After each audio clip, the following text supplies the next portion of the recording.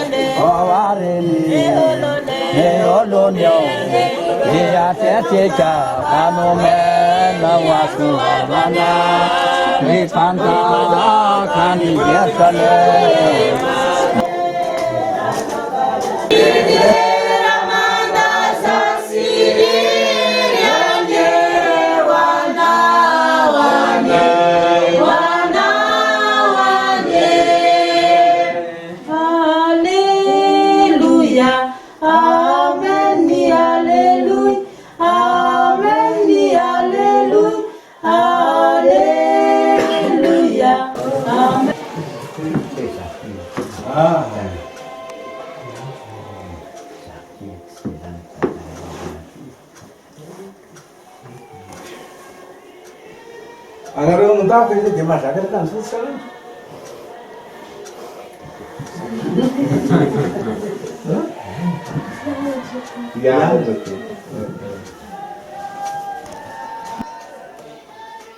Ny fagnomezanao an'izay Jesosy anakao lahy tokony tompon'ny fanjakana tagny an-danitsy nampidinina aty aminay aty Ambanimasoala tamin'ny alalan'ny fomba olombelona mba hazo ray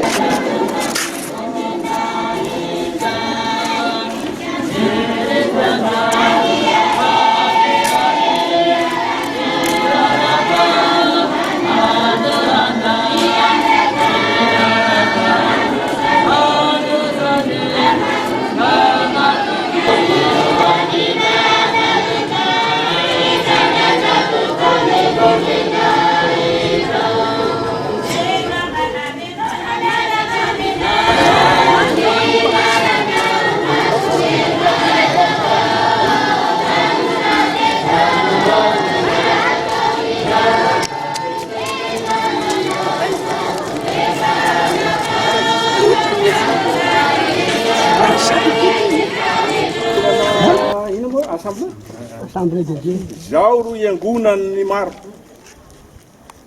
dia hitan'olona amin'ny akanjo fotsy lava zareo dia niagny magnome ny agnarana ho Rapiandry eo fampiarahaba dia manahoana Rapiandry eo dia zay ro agnarana siafa aty aoriandriana ndray le famifakazaza ho Rapiandry eo